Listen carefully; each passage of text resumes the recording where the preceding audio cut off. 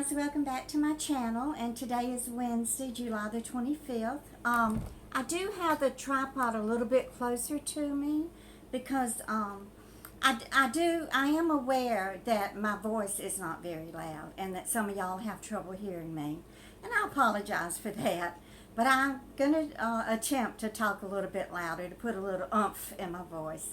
But we're going to continue today with the Nanny Diaries. Now, I moved to New Jersey in about, I believe it was 2004, and I got a job right away as a housekeeper and a nanny for a physician and his wife, and they lived in a beautiful home on Monmouth Beach, and we're going to ride by there one day, and I'll take a video of the home. So I'm not going to start the Nanny Diary with that job. I'm going to skip to my second job. I worked for that family for 10 months. And it was a nightmare, let me tell you. Every single day I cried. So I ended up getting fired from that job. And I'll tell you all about that in another video. So I went to work for the doctor in another town who we talked about Saturday. The one that I told you was addicted to steroids. So we're going to call him Dr. Steroid. I can't use real names to protect the innocent. Is that what they said on Dragnet? Names have been changed to protect the innocent. Well, here, names have been changed to protect the guilty. But anyway, Dr. Steroid, you know, he got up every morning early at 6 o'clock, and he went to the gym. He gave himself his steroid shots, and then he went to the gym and worked out. And he was kind of short in stature. He probably wasn't much taller than me, maybe 5'7". And he did have, you know, big wide shoulders and big muscles. And now he went to medical school in Italy, and that's where his father went to school. He has a sister who is a physician and a brother who is a psychiatrist. And they all attended school in Italy.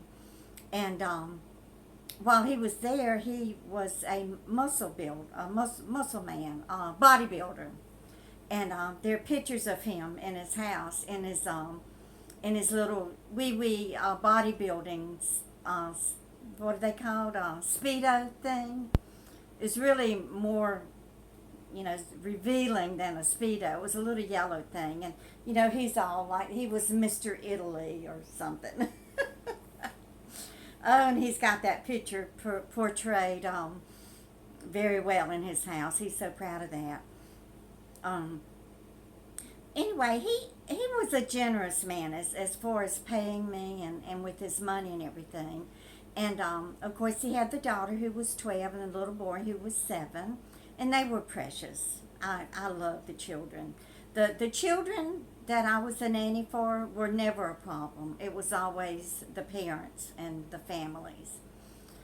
So this doctor, he paid me well. I guess I made around $500 a week, you know, cash money. And he provided a car for me to take the children around in, and which was a Mercedes. Now, the street that he lived on, it was on a river. Beautiful area, real rich, and but the street would flood when it would rain. So it came a big storm one night, and now he had driven the Mercedes that day, thank God, and he had left it parked on the street, and it flooded. I mean, I think it came halfway up to the roof, and it was just, you know, destroyed. So y'all, he went out and bought a brand new candy apple red Dodge Magnum for me to drive to take the children around in.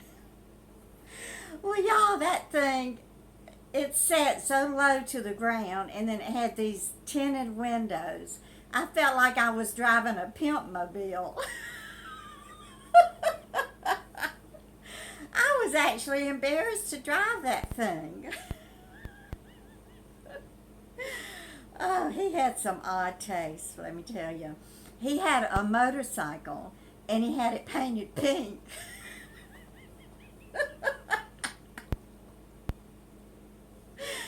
Oh.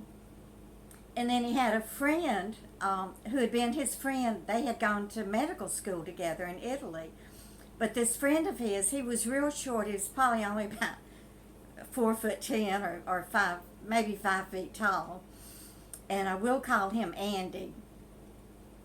But he worked for Dr. Steroid. I mean, Dr. Steroid gave him a very good job, even though he could never pass the bar exam. So he never did get a medical license.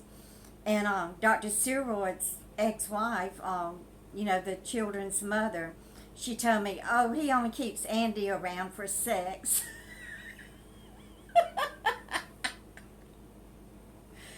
Oh, Lord, this was a messed up family. But anyway, Dr. Steroid, he really didn't tell me much about how he liked things or how he wanted things. Now, the house was beautiful. It was actually a two-family home. It had a kitchen upstairs and a master bedroom. And in the master bedroom, it had his bath and hers bath. And then they had a guest bedroom, and there was a huge bathroom upstairs.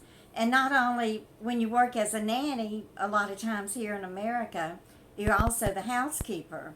So I had to do all the cleaning, I had to do all the meal planning, all the shopping for the food, and all the cooking. Well, Dr. Steroid didn't tell me how he liked his food cooked. So one night I made meatloaf. I put it all together and everything and baked it in the oven for about 45 minutes. Well, when he cut into that meatloaf, y'all, his face he got so mad. He was just steaming. This roid rage is what they call it, from the steroids, And he just threw it across the table and said, that's not how I like my meatloaf. I like my meatloaf raw. I said, well, I'm sorry, but you didn't tell me. He wanted me to put it in the oven on 400 degrees and just let it get brown on the outside and be bloody on the inside. And that is the way he ate all of his meat. I mean, even the chicken. When I cooked fried chicken, I had to cook his piece, just brown it on the outside, y'all. And he would bite into it and there'd be blood running down his chin. That's how he ate his chicken and his pork chops. And then when we had steaks, I would usually grill the steak on the grill. And, I would have them laid out on the platter, getting ready to put them on the grill, and have the seasonings on them and everything. And the kids would come up and just cut them a piece of that raw meat and eat it. I mean, even the kids were taken after the Dr. Steroid with the way that they ate their meat. But anyway, now Dr. Steroid's brother, who was a psychiatrist, he was married to an Italian woman who was also a physician. And they both practiced medicine in a town here in North New Jersey. But every time the psychiatrist would come to visit us, y'all, he would hit on me and, touch me and grab me and everything. And I was just embarrassed to death. And I just couldn't understand why he was doing that. I mean, he had a beautiful, young, intelligent wife. But not too long ago, he got into trouble for having a sexual relationship with one of his psychiatric patients. And he is no longer a physician. He lost his medical license. But Dr. Steroid, he's still practicing. He has a very successful medical practice now. And I have to say, he was a good, kind man. He was very good to me, very generous with his money. And I know one time the daughter had a dance competition in Washington, D.C. So me and the mother, we drove over there in the Pimp mobile, and we stayed in a very nice hotel in Washington, D.C. And, we took Dr. Steroid's credit card and went out to dinner. And so the ex-wife, she decided she wanted to go to a nice salon, get our hair done and everything. So she made the appointments and all that, and I never really talked to the salon owners or anything. So we go in there, and it was a real fancy salon, downtown Washington, D.C. So we go in there, and we get our hair done, and they do all this fluffing and all this fancy stuff and everything. So I give them the credit card to pay for it. It was $250 each. So when we got home, I was so upset. So I told Dr. Steroid that what had happened, and I said just take that $250 out of my pay, and he said, well, just consider it a gift.